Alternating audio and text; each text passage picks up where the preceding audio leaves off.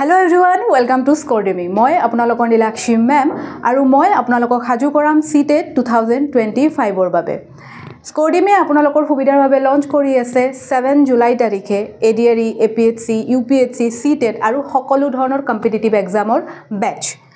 য'ত আপোনালোকে পাব এক্সপেৰিয়েন্স ফেকাল্টি আৰু সকলো ফেকাল্টিয়ে আপোনালোকৰ বাবে হাজু হৈ আছে, আপোনালোকক পঢ়াৰ বাবে এক্সাইটেড হৈ আছে, য'ত আপোনালোকে আপোনালোকৰ এক্সামৰ প্ৰিপাৰেচন কৰিব পাৰিব আৰু সহজ। ইতিমধ্যে মই আপোনালোকক কৈছিলোঁ যে মই আপোনালোকক CTET 2025 ৰ বাবে প্ৰিপাৰেচন কৰাম আৰু মই যোনটো কনসেপ্ট পঢ়াম সেইটো হৈছে চাইল্ড ডেভেলপমেন্ট বা পেডাগজি।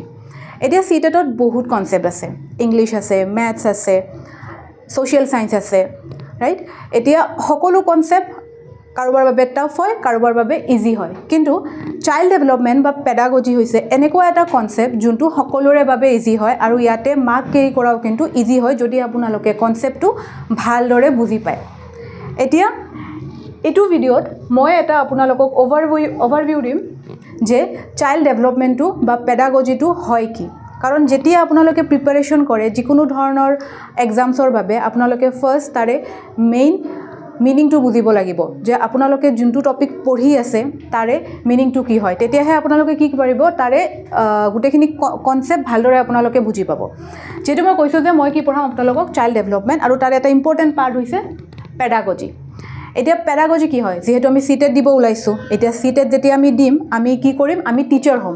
এতিয়া টিচাৰ আমি কি হ'ম, LP বা UP টিচাৰ হ'ম আৰু তাত আপোনালোকে ডিল কৰিব লাগিব সৰু সৰু ল'ৰা ছোৱালীৰ লগত। আৰু যেতিয়া আপোনালোকে সৰু সৰু ল'ৰা ছোৱালীৰ লগত ডিল কৰিব, তেওঁলোকক পঢ়াব, তেওঁলোকৰ পঢ়োৱাৰ কিছুমান ষ্ট্ৰেটেজিজ বা প্ৰিন্সিপল আছে যোনটো আপোনালোকে ফলো কৰিব লাগিব। এজন এডাল্টক পঢ়াবলৈ আপুনি যেনেকৈ পঢ়াব লাগে বা যেনেকৈ আপুনি পঢ়াব, সেম ষ্ট্ৰেটেজি ফলো কৰি কিন্তু আপোনালোকে সৰু বাচ্চা এজনক পঢ়াব নোৱাৰে। সো তাৰ কাৰণে আপোনালোকক হেল্প কৰিব পেডাগজিৰ প্ৰিন্সিপলে। ওকে, সো ইয়াতে মই অকমান আপোনালোকক ফাউন্ডেশন বুজাই দিছো যে পেডাগজিটো হয় কি। এতিয়া পেডাগজি এটা এনশিয়েন্ট গ্ৰীক ৱৰ্ড হয় যোনটো আহিছে পেডাগগজৰ পৰা। এতিয়া ইটো যদি আমি ডিভাইড কৰো কি হয়, পেডস প্লাস এগগস। পেডসৰ অৰ্থ হৈছে চাইল্ড আৰু এগগজৰ অৰ্থ হৈছে লিডাৰ বা গাইড। আৰু গোটেইখিনিৰ সাৰাংশ কি হয়, টু লিড এ চাইল্ড, যে আমি সৰু সৰু ল'ৰা ছোৱালীবোৰক কেনেকৈ গাইড কৰিম তেওঁলোকৰ ইণ্ডিভিজুৱেল ডিফাৰেন্স অনুযায়ী। কাৰণ সৰু সৰু ল'ৰা ছোৱালীবোৰৰ মাজতো নেচাৰ কেৰেক্টাৰিষ্টিক তেওঁলোকৰ বেলেগ বেলেগ থাকে। সো সেই অনুযায়ী আমি তেওঁলোকক কেনেকৈ গাইড কৰিম। সো এই গোটেইখিনি আমি পঢ়িম চাইল্ড ডেভেলপমেন্ট এণ্ড পেডাগজিত।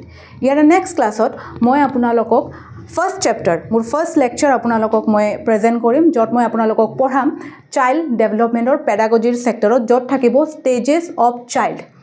আমাৰ শৈশৱ কালৰ পৰা আৰম্ভ কৰি আমাৰ কৈশোৰ কাললৈকে বা আমাৰ ইনফেন্সিৰ পৰা এডাল্টহুডলৈকে যেতিয়া আমাৰ জাৰ্নিটো ষ্টাৰ্ট হয়, সেই প্ৰত্যেকটো জাৰ্নিত আমাৰ ব্ৰেইন বা আমাৰ ফিজিকেল ডেভেলপমেন্ট কেনেকুৱা ধৰণৰ হয়, সেই অনুযায়ী আমি কেনেকৈ শিকো, সেই গোটেইখিনি বস্তু মই ইয়াৰে নেক্সট ক্লাছত আপোনালোকক পঢ়াব গৈ আছো।